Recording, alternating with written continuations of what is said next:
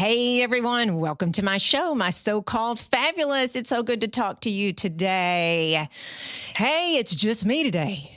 I'm solo. It is the Tiffy show for sure today. And here we go. So I'm going to start this off because I'm just going to say this.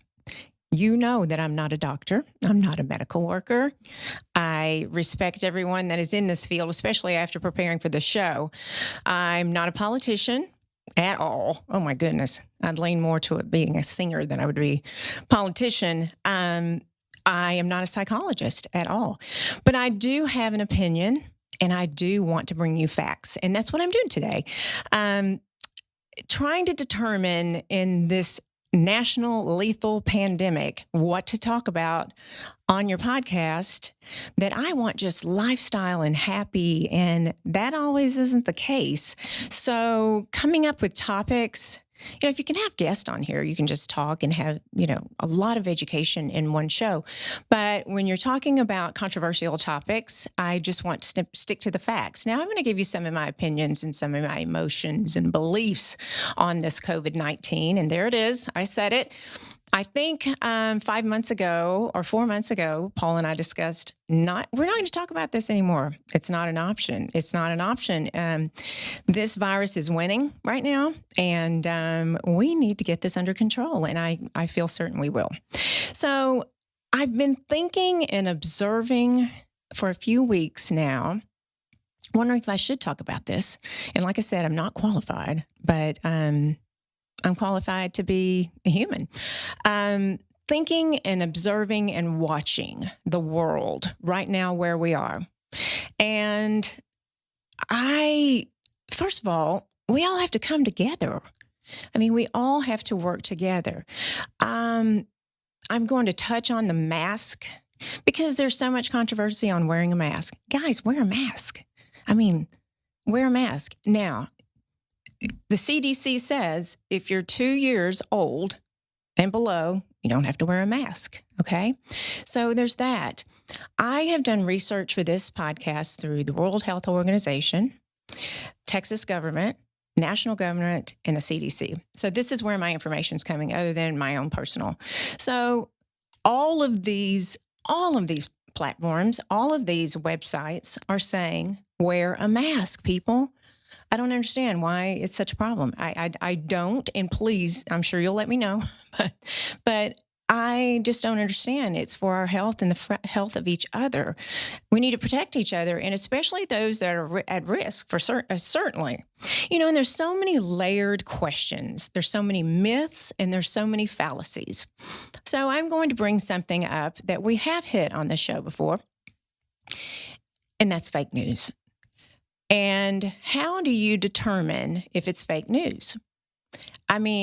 There's a lot out there. It is so unbelievable.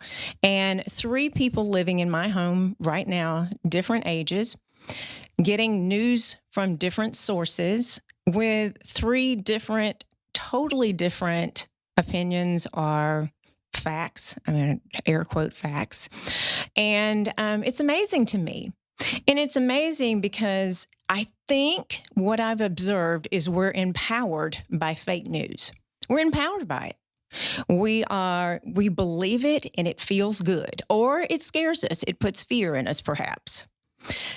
If we disbelieve, for example, Greg, and I'm not picking on Greg, I'm just using him as an example.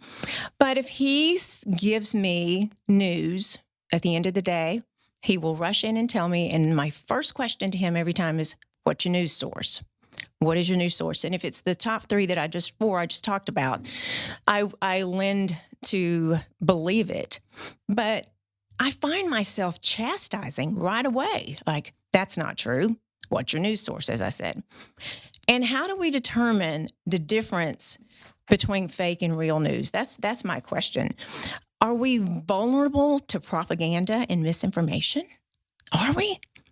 Do you know the definition of propaganda? And some of this I'm reading to you today because I want to get it just as Webster has it. Propaganda information, especially of a biased or misleading nature, used to promote or publicize a particular political cause or point of view. So I would like to remove the word political because I want to keep that out of this podcast today, because I do not like to dabble in even talking about something that's so passionate to everyone. Everyone has an opinion. And their opinion means so much to them. So I don't get into that at all. But propaganda, I mean, I would even say to publicize or a particular cause. All right. So let's say cause. So are we seeing propaganda regarding COVID? Are we? Or is it fake news? Which is it? There's a couple of schools of thoughts here. Sometimes we believe fake news or propaganda to prove our opinions and confirm our beliefs. So there's that. That's it, to confirm it. The other side, I think it's a lack of intelligence. It's a lack of intelligence, and I'm so sorry those that I'm offending, but it's a lack of intelligence that challenging what they're reading, you can't determine what's right or wrong. You don't have the intelligence or the patience to tear down the propaganda. Does that make sense? So you either promote it or you don't listen to it. That's just my personal opinion. You know, fear, and when I do hear propaganda and I do hear fake news, I do have this fear. And if you back up a few weeks, we had a fear podcast and an anxiety podcast, and very powerful to many people that I've heard, because we are living in fear right now. I asked some people, are you afraid of getting COVID? And the majority of my friends and community say no, they're not afraid of catching COVID. They are indeed afraid of spreading to a loved one that's compromised. If someone's compromised with a heart, lung disease, if they're diabetic, if they have asthma, back to the lung disease, yes, they're compromised. So my fear is spreading it. I mean, I go to Central Market or Whole Foods, and you better know that I have a mask on, people. Just saying. But I worry about the precious man that's walking with a cane that has no fear, that probably has served our country in wars. And I worry about transferring it to him if I'm that person that's asymptomatic. And we're going to get into that in a minute. But I do worry about that. And that's our responsibility. I mean, socially, that is your responsibility, is to protect. Is that right? I'm really baffled. I was in Austin last week, and I haven't heard, I've heard this. I haven't read it per se, but there is a mandate on masks in Austin. Okay. There is a hefty fine. I understand it's $2,000. So let's not put that in writing, but I understand it's a hefty fine for masks. And I saw two gentlemen walking down my street Thursday evening, so proud they were not wearing masks, so proud. And I didn't shame them. I didn't, that's irresponsible. But I just thought, why in the world would you do this? Why would you put myself at risk? I mean, I'm 55, 54. We're not real sure where I am. But I mean, I'm certainly at the end of the spectrum because I could be at risk. And so it's just kind of a slap in the face to people that really don't want to comply. Which brings me to doing the right thing. And we talked about doing the right thing last week on the podcast with Sarah Darby.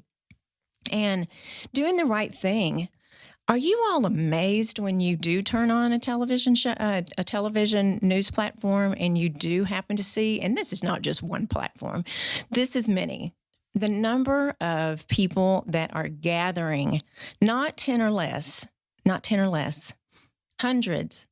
And, this is coming off extremely negative, but people, you've got to stop this. I mean, if we would have, we locked our country down. I mean, we couldn't go to work, many of us, unless you were essential. We couldn't enjoy our life as we knew it.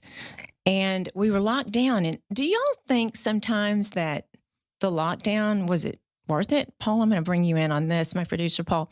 The lockdown, you remember when we started, and Paul and I have been together since this pandemic began in January. But in March, when it was trickling in, they were shutting schools down. The months that we were shut down in Texas, do you think it was worth it? What do you think? I mean, what are you hearing? Worth it? I don't know.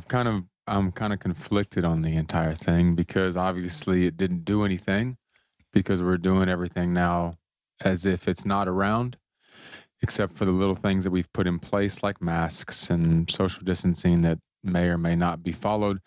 But also I look at it from a safety standpoint of my family, and I'm like, okay, I don't like it, but I understand why they would do it. But also from a business standpoint, I mean, it's closing a lot of businesses down.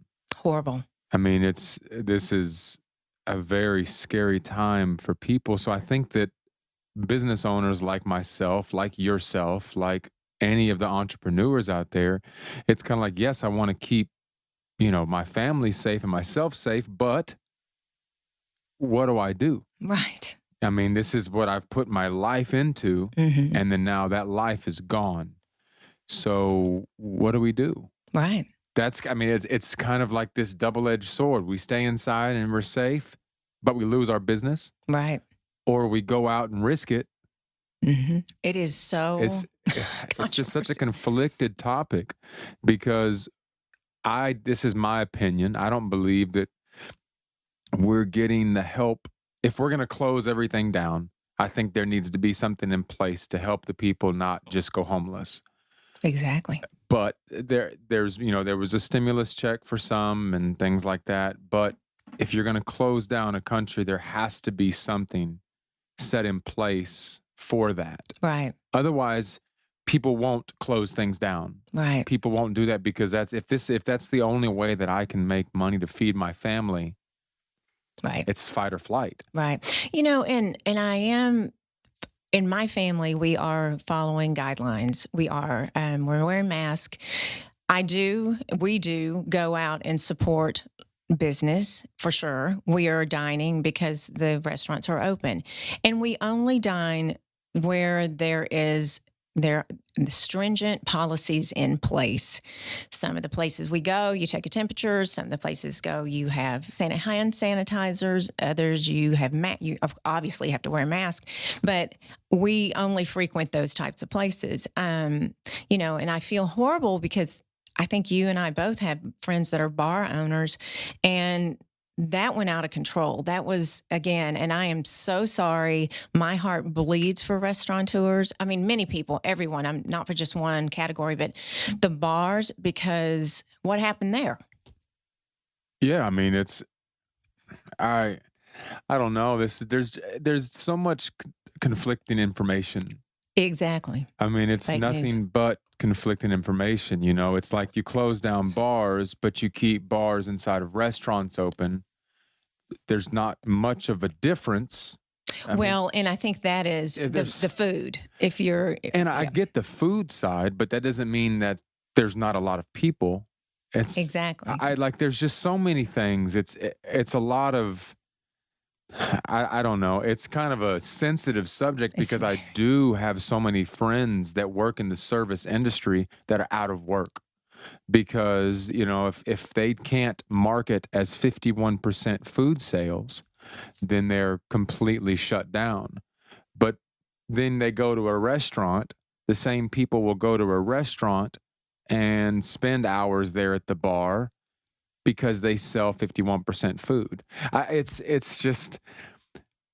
It's a crazy time because what do we listen to? What do we like, and there are people having pool parties and things like that. Does COVID not go there? Right. Like, is there like a gate on a door that says nice? Into the pool, this is a COVID-free zone. So it's so like, why don't we just either close it all or open it all? It's like, what do we do? Paul, and I think too, and I've just done this through observation and then talking to people that actually are our own restaurateurs or bar owners. And it is, you just have to make sure that you are following the guidelines. And, in a bar, you have a certain age group that's there.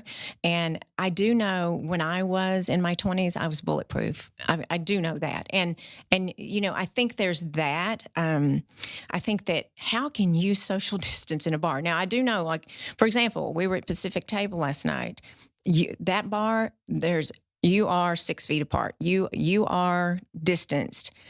But it's not a bar that you're going to go and True. pick up chicks. Well, right. Well, and Not that I I've do seen, that, well, I mean, yeah. it depends on the type of day.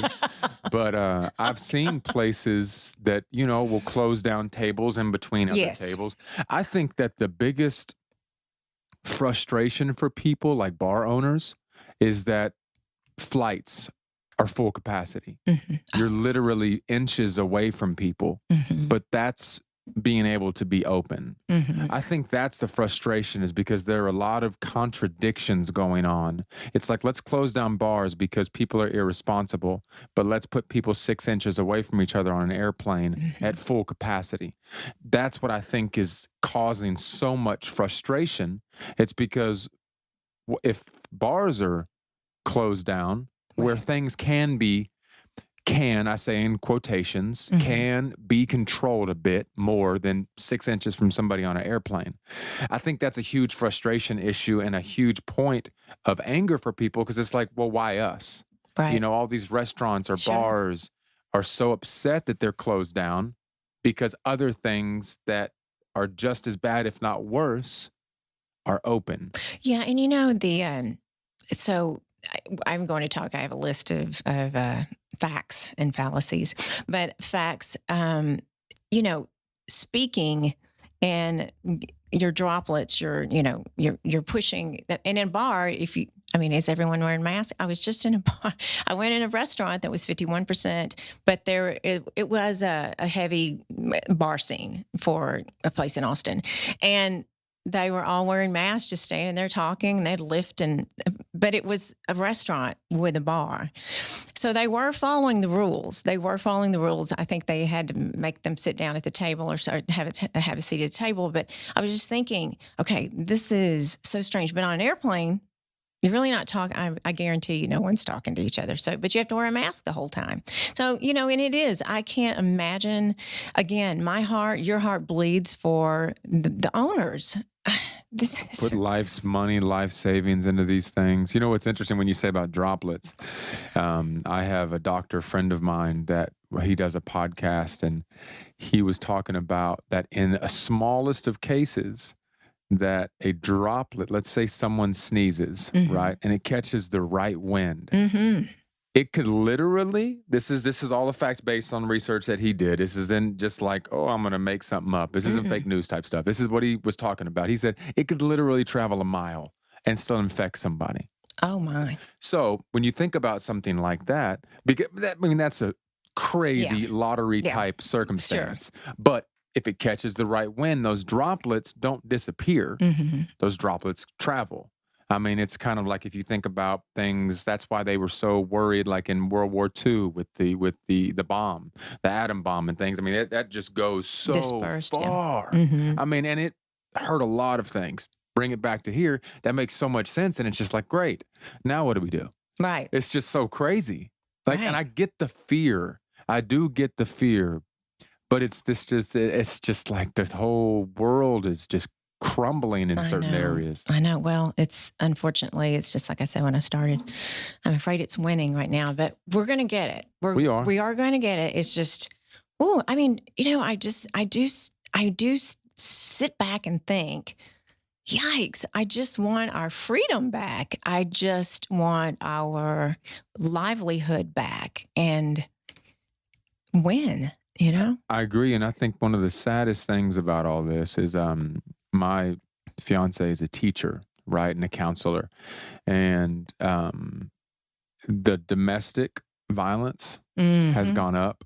Oh gosh! And the calls to protective services for children, child protective services, have gone way down. And what that tells you is that the teachers were the ones that were seeing these things with these kids and protecting these children. So that just breaks my heart to think that these kids are in situations and circumstances with people Mm-hmm. that are unstable Right. and that's just before COVID. Now that COVID has set in, it's just like, oh, my heart bleeds for these people, these women, these men, in some Oh, cases, sure. children that are in a situation that they literally can't get out of Right. because that freedom, in Mm-hmm. quotations, has been Sure. taken away. Yeah. The abuse of emotional abuse, the mental abuse, and the physical abuse. Even on ourselves. Oh, I mean, this isolation, isolation in a world that isn't supposed to be isolated mm-hmm. is rough. Why do you think they have isolation in prisons?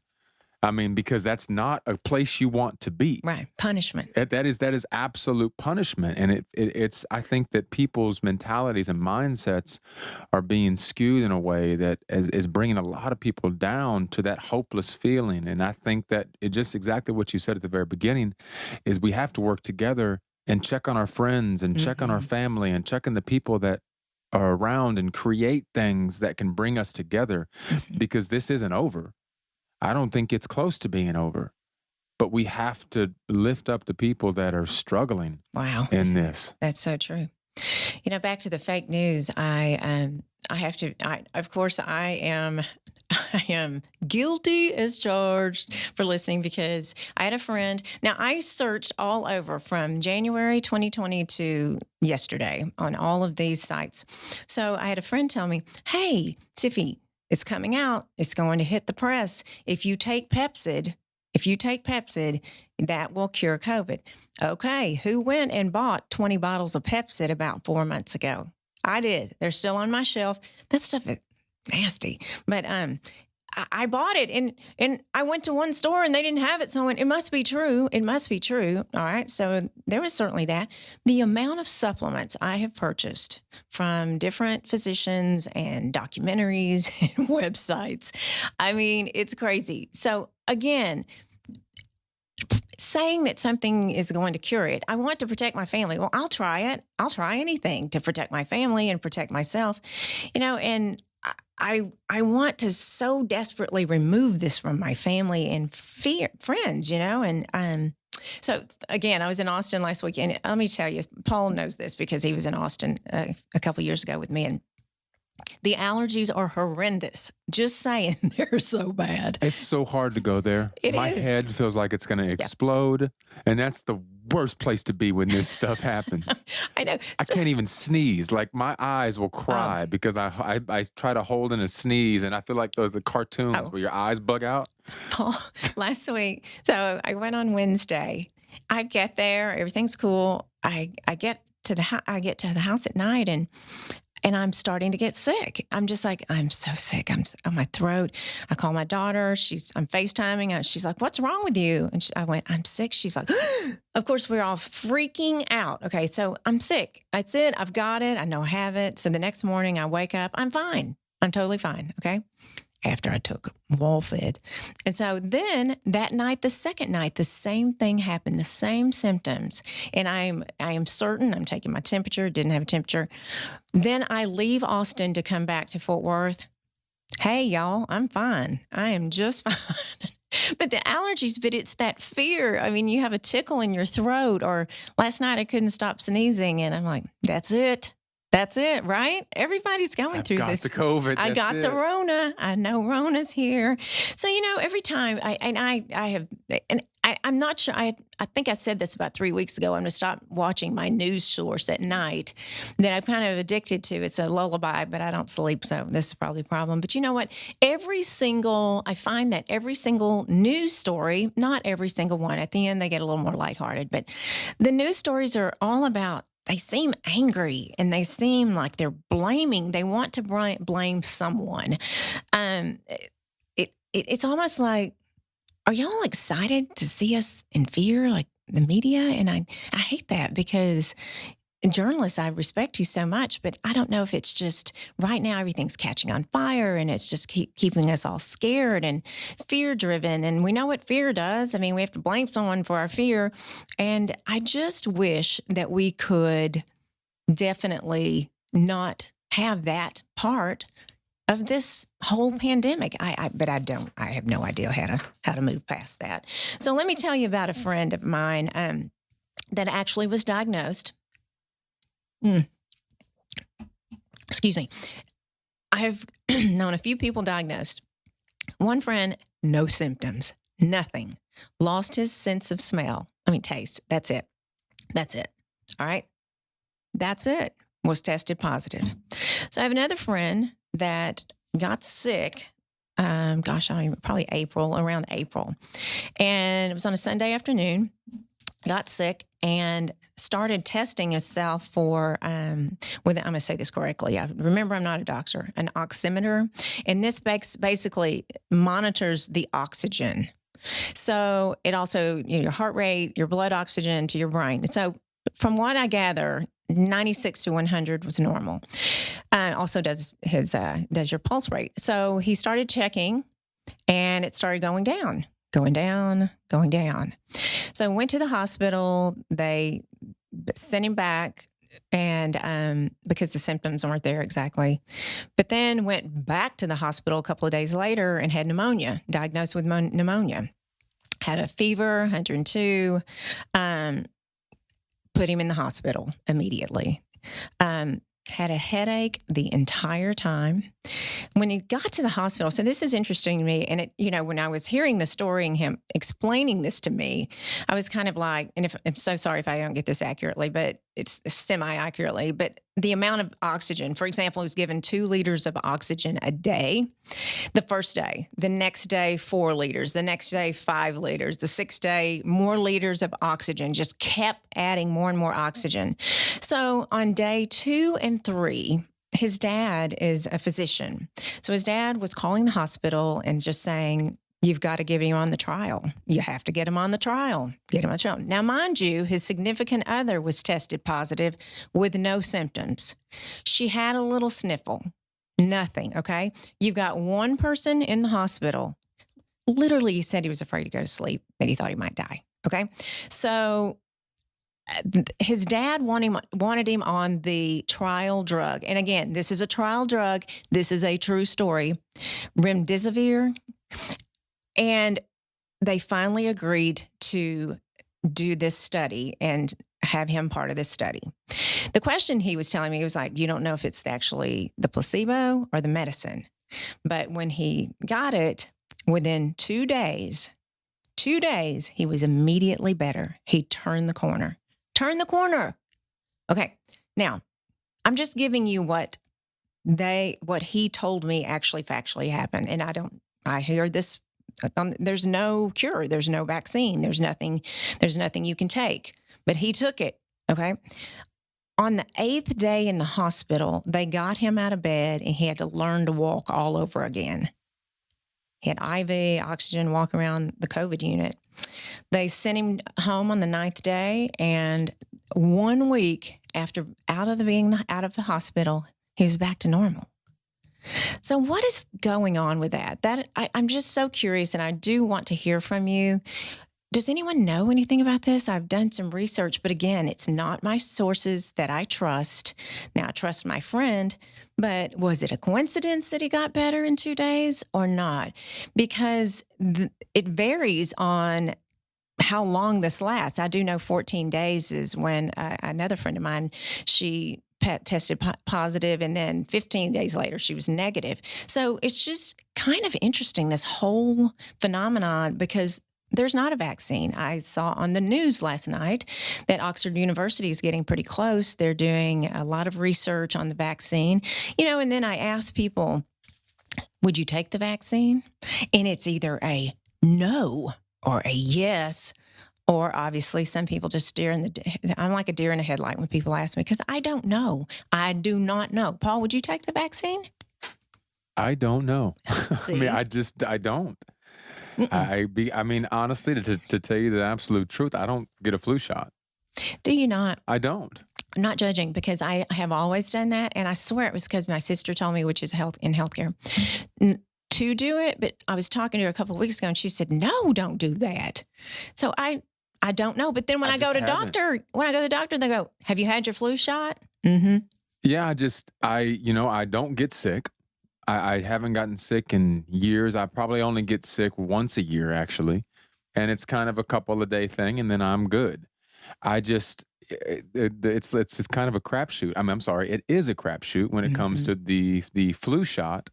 So all the vaccination stuff is it's not like it's polio vaccination. I mean, this is a vaccination that we're not sure about. No joke. And that's what scares me because what are the long term effects on this vaccination that we don't know about? It's kind of like there are a lot of things that have come out recently in just the healthcare world, like, in health and beauty and all these things. It's like, yeah, this is so great for you right now. But what about in 20 years? Does my body going to crumple up? Am I going to lose feeling in my arms? Like you just don't know. Don't There know. hasn't been enough time. You know how long it took people for them to create a flu vaccine? Right. I mean, Right. it so long. I mean, Oh, I know. and that's what scares me. So would I take it? I don't know. I would need a lot of data Oh, yeah. and proof and science behind it. Otherwise, I would be scared. Right. I've been begging my sister, she's a healthcare provider, she's a doctor, and she has, nurse practitioner, and I beg her to come in, but she's so busy. I'm not going to bother y'all. You're a little busy. You're out there on the front line. But, when I ask her these questions, she was saying, well, we have a vaccine for the flu. Oh my gosh, really? And she knows exactly how long we have it. Paul and I are just guessing that we do know we have one, but that's what you have here today. We are just talking about this for sure. So, I go back to when this began. So when I did hear the word 7-month pandemic, I was going, wait, it's July. We're just in month 7. So it started in January, but I didn't take it seriously. So I heard about it on the news. I heard it was in China, and my husband was like frustrated with the whole situation. And my husband is very good at explaining to me what's going on or what he thinks is going on. No, he really does. He does a great job, and it goes over my head so much. So sometimes I just shut down. But has a tendency to go political on me. But I just remember the first time it hit me. We were going on spring break, and I've said this on the show before. I was taking Kennedy and her friends, sorority sisters, over to Cabo, and it was the day before we left, and they said, oh my goodness, some of the schools in the Northeast have shut down. And I looked at those girls and I said, girls, TCU, mark my word, will never close. Okay. So and I said it, and they're like, oh my gosh, wouldn't it be so cool if we had an extra spring break week? I mean, wouldn't that just be so cool? Well, now they all have online classes, the majority of them in the fall. They're teaching themselves. I do appreciate the professors that are Zooming and helping and doing so much, and the school teachers that are helping. But for the most part, these kids are responsible for their learning. I mean, it's a crazy world, and who knew March 8th I would be sitting here saying this? I mean, had no idea our world would turn upside down like this. But just after that, riding the storm, slowly shutting our phases down, our state down. And I remember sending Paul and my team text, watching TV, and the governor slowly setting down. And then remember when we were on the upswing again, we got our gyms back, we got our dining facilities back, we got our shopping back. We didn't have to just shop online. And then we went out into the world, and everyone was a different person. I go into the grocery store, and it's almost like we're so afraid of each other. I mean, in the grocery store, it's so odd to me. And we're so worried about crossing boundaries. But then there's those of us that are not worried about crossing boundaries. I mean, that's what we need to think through. But the days of hugging, I just can't wait to hug. I mean, and you feel so bad. I mean, I'm like, go up to hug, and I'm like, oh, sorry, I didn't mean to hug. I didn't mean anything by it. And again, it's a boundary, and I may be contradicting myself, but it's tough. It's very, very tough. And who knows? I'm watching my friend she went to California. She and her husband are moving there. They have moved there. Stephanie Perry. I had her a few weeks ago on, and she was going out to set up her home just a little bit. She was coming back to Texas, and she got ill, not with COVID at all, but she had to stay out there. And she was telling me how California's shutting down. They've shut the state down again, but here we are in Florida. So we're, all of us here on the outer borders, we're hot spots, people. We are hot spots, and we're not doing the same thing. It's just so odd how from state to state, we're not doing the same thing. And my goodness, what I would not want to be, I love being your podcaster, but I would not want to be a politician, because darn if you do, darn if you don't. I don't care what side of the fence you're on. You are making no one happy, and it just breaks my heart. It's like Paul said earlier, the policies just seem so different from industry to industry. And how does the government, local, state, and national government control that? And it's just so incredibly difficult. I just can't even find the words. I had my grandchildren this weekend. Ava is 12 and Pearson 10, and they spent the weekend with me. And I'm that grandmother that we're going to go here, and we're going to get ice cream, we're going to do that, and we're going to go to the bakery, and we're going to do this, and we're going to cook, we're going to go out, go swimming. And I found myself Friday going, what are we going to do? What are we going to do? So I'm making a grocery list. Well, we can eat. I know we can eat. We can cook in my house. And certainly didn't want to put the kiddos at risk. We left the house one time as a family. But I was so worried, y'all. I was so worried about what we were going to do all weekend. And let me tell you something that is sobering. My grandchildren didn't complain one time, because they're used to staying home. They were so happy to get a change of scenery from their home to my home that it actually just breaks my heart that that's where they are. And I told them they left yesterday, and I said, I'm so sorry. It just wasn't that exciting of a weekend, and I'm so sorry. I just wish that, I could wrap you up and I could take you on vacation and go to the library. And they're like, it's okay. This is the way it is. But my granddaughter did make this sign, and I know most of you can't see it, but I'm going to hang it, show it for, you can hardly see it because she put it in highlighter. But what it says, it was so cute. She put it on my front door, and it says, wear a mask so we can have a normal life again, please. Is that out of the mouths of babes? Now, if one of us would have said that, we'd have been in trouble. But out of a 12-year-old's mouth, I could just tell she just wants to go on vacation. She wants to go to camp. That's what she wants to do. She wants to go back to school, people. Now, I'm not sure about you, but when I was in elementary school, I wasn't really necessarily wanting to go back to school, but these children are wanting to go back to school. And Paul, your son, well, how's he feeling about all this? Because he's been homeschooled since March. Yeah, he's a great kid, so he doesn't complain really a lot. I don't think they're complaining.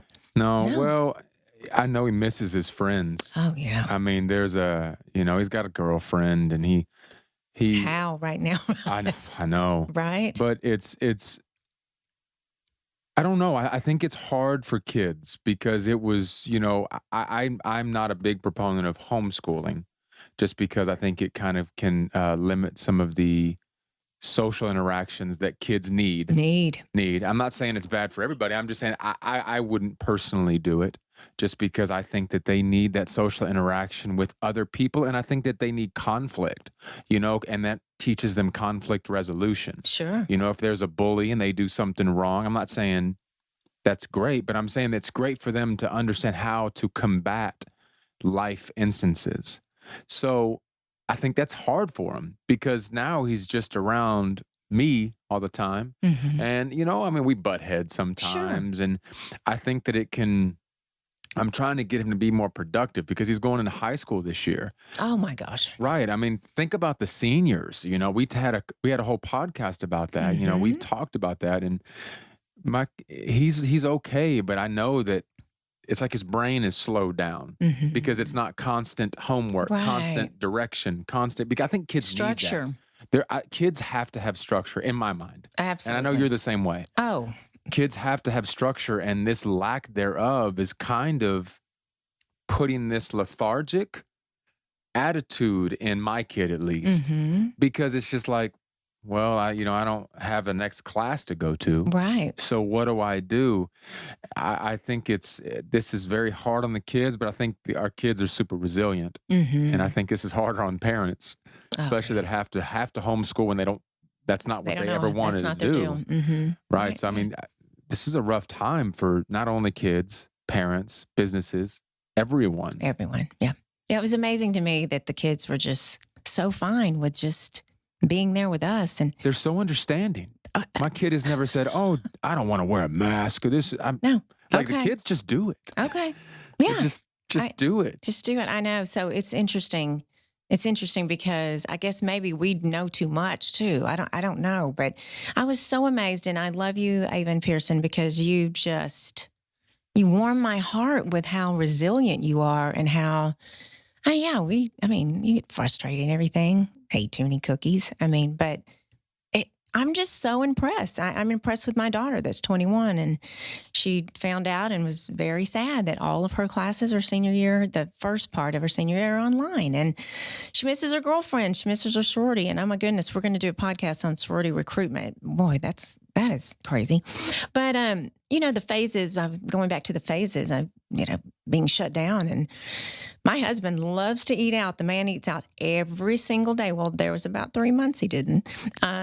And he felt so cooped up, and it was right when he retired, he's retiring and just wants to go out and have his life, Kennedy's 21st birthday in April. It's the question is, I don't even know where we are now. Are we 6 or less in a gathering, or 10 or less in a gathering? And, it's the social responsibility is just like I was talking about in the grocery store, that I feel so socially responsible. We had a family gathering. Our family, we rented a home in Marble Falls away from everyone, and we had no symptoms. My sister was there, a healthcare provider, and we were all safe. But when we came back, this is so crazy to me, and I don't understand, but I do understand. It's been broken down for me. So we decided as a family to go ahead and get tested again, or to get tested. We've had the antibody test. So we decided to get tested. So we called our doctor, said the 3 of us want to get tested, and they said no. And I'm like, but what if we have it and we're spreading it? And what are your symptoms? I don't have any symptoms. Have you been around anyone with COVID? You tell me. I don't know.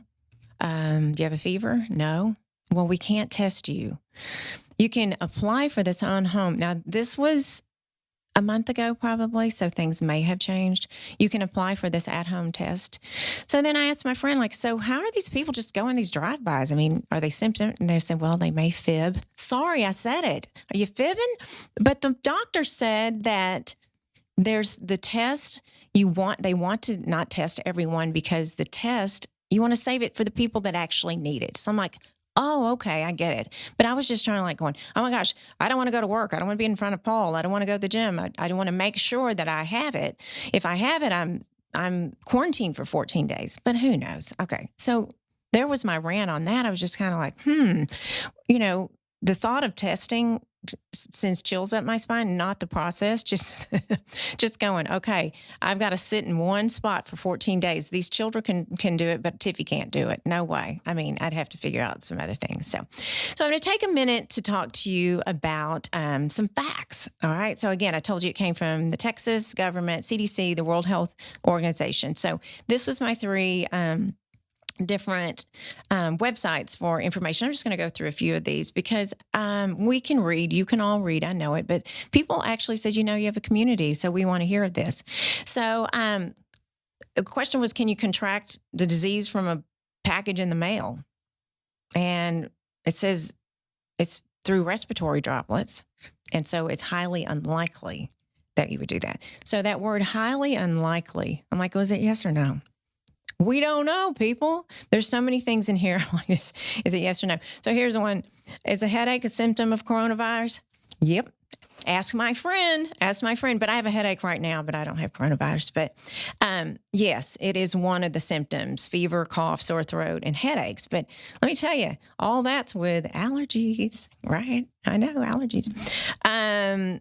Are there people that should? Oh, we talked about that. The people that shouldn't wear a mask at 2 years old, or if you have respiratory issues, of course, they are. You can certainly get away with that. They always say, "What is the number?" The number is 6 feet away. Everyone, that is the magic number. Now, Paul said that it'll spread a mile for the doctor that you're one of your clients, and that's 6 feet. I mean. Yeah, I think people can talk it's loud more enough. Off precaution, you know? Exactly. Because, technically, can you still get it with the mask? Yes. Mm-hmm. But it stops it more. Right. It's kind of like the whole seatbelt thing. Exactly. Can you still die in a car accident or get seriously injured with a seatbelt? Absolutely. I love that. But it's a precaution. I love that. Seatbelt.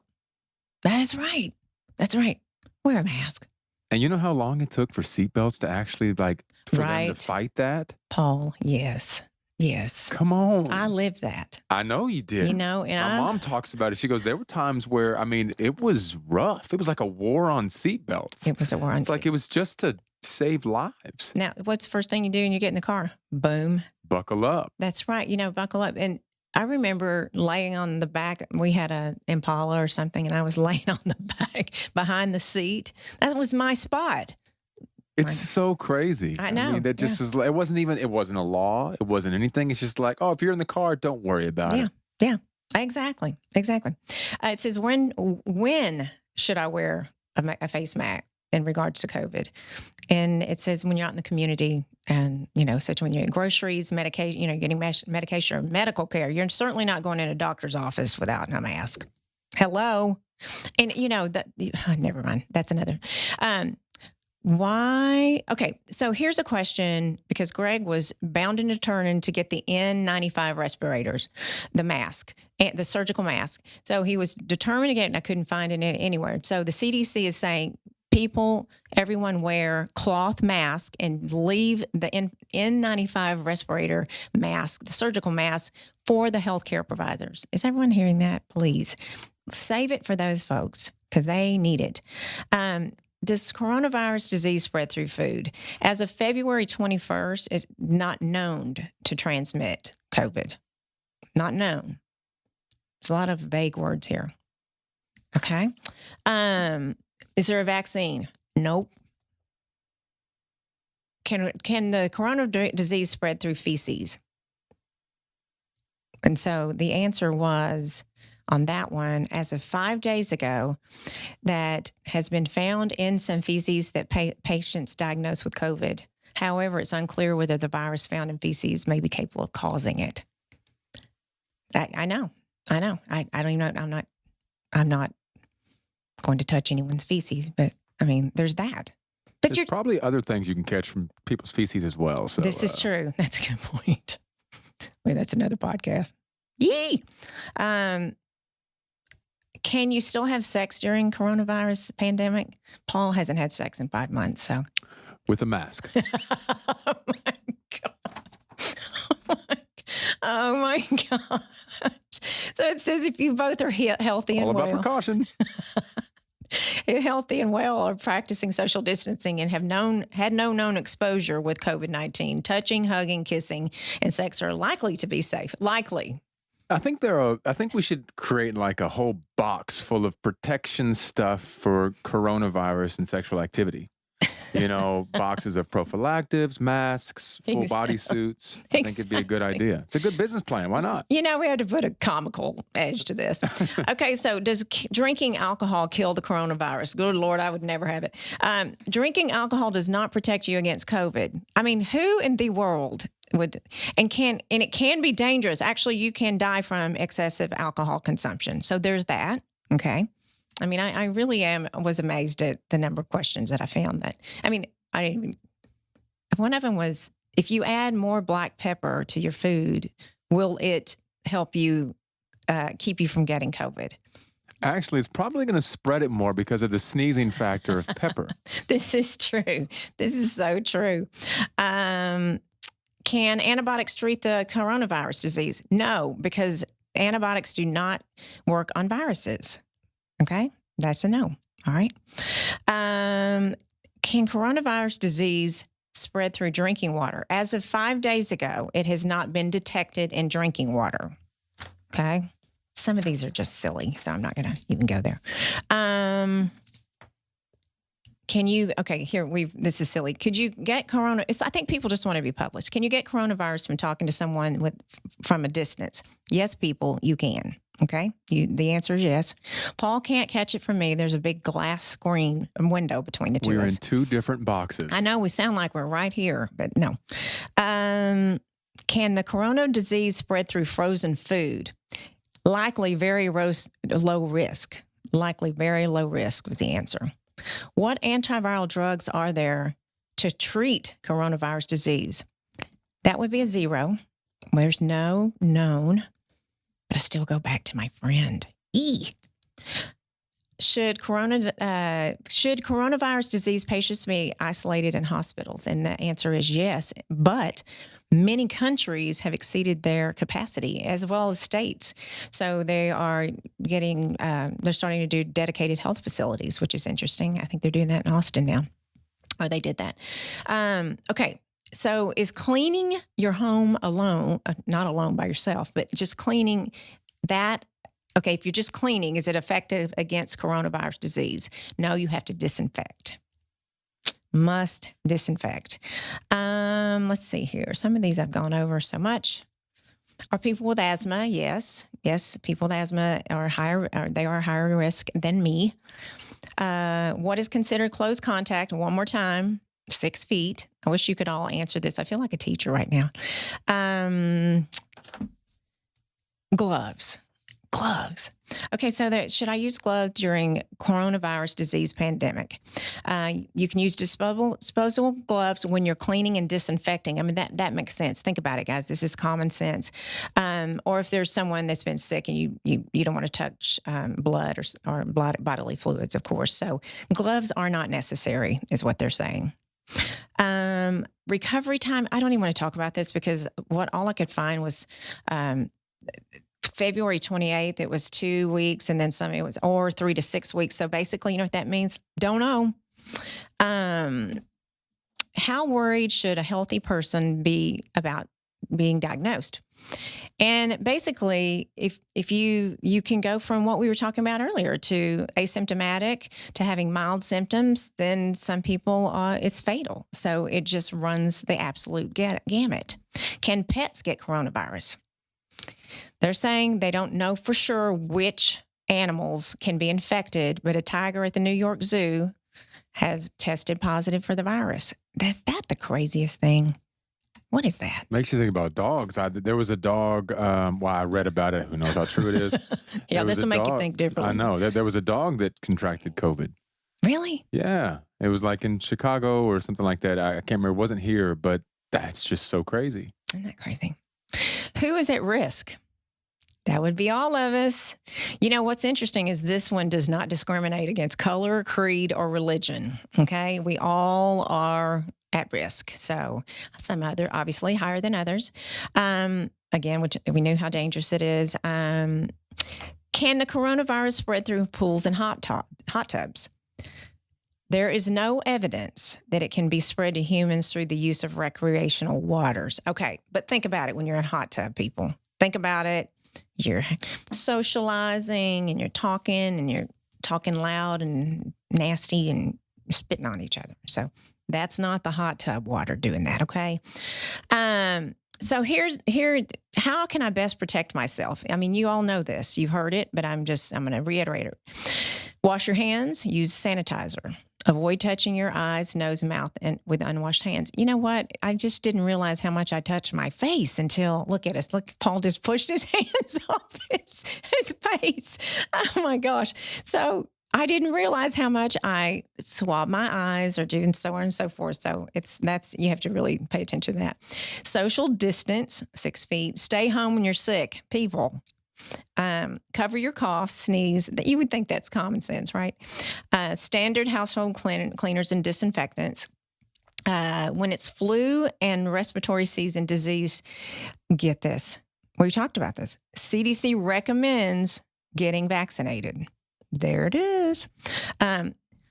Does rubbing alcohol kill the coronavirus? Okay, this was silly. Yes, if it's not expired. Thank you. Yes, 70% alcohol. If it has 70% alcohol, undiluted, and it does say not to drink alcohol, like rubbing alcohol. I wouldn't do that. Would you do that, Paul? No. I don't believe so. I mean, I've drunk things like McCormick vodka, and that was about as close to rubbing alcohol as I've ever gotten, and I'll never do that again. So I'd rather not. You prefer not? Prefer not. I know. Try to stick to more than $6 for a handle. You know?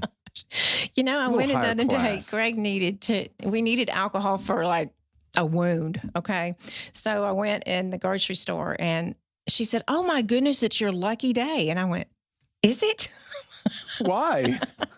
Do tell me. Hurry. I need a lucky day. I need She said, "We just restocked after months of not having rubbing alcohol." I didn't know. Huh. I didn't know. Well, I knew that it was on a shortage. Did you? Because of, you think about doctor's offices, they Oh, yes. having to Yeah. all of that. But So that's it's toilet paper. crazy. Yeah, well, Oh, golly. That's there's a silly. lot of wiped bottoms out there because I there's a know. bunch of hoarders out there with some toilet That's paper. true. That's true. So anyway, everyone, last but not least, I just have to say thank you. We all say thank you, and I can't say it enough. And I have many family members that are healthcare providers. My sister is one, and I can't tell you how much I worry about you because you're protecting all of us. The teachers and everyone that are putting their lives at risk, but the healthcare workers and the first responders, I just can't say thank you enough. Thank you to the research teams that are trying to speed up this treatment or vaccine and trying to figure out what in the world's going on. Whatever your decision is on the vaccine, that is a personal decision, and I don't know. That would be mine. Paul says he doesn't know either. My husband said 1,000% he's in. He's doing it. He's going to be the first in line. So there's that. Thank you to the hometown heroes, the food bank, the Tarrant County Food Bank here in Fort Worth has been amazing. The meal delivery, checking on your neighbors. Thank you to all of you and all the great jobs that you're doing. But I want you to all to take this time. Are you doing your job? Are we all doing our job to control this disease? Are we doing our job? Are you doing your job? And remember the struggling businesses out there, all of you that our hearts bleed so desperately for. Are you doing your job? Thank you to the leaders, the local, the state, national, and international levels. Thank you so much for all you're doing to keep us safe and to keep politics out of this and to remember that you're fighting for our freedom. And everyone, be safe, be happy, take care of each other, and keep being fabulous.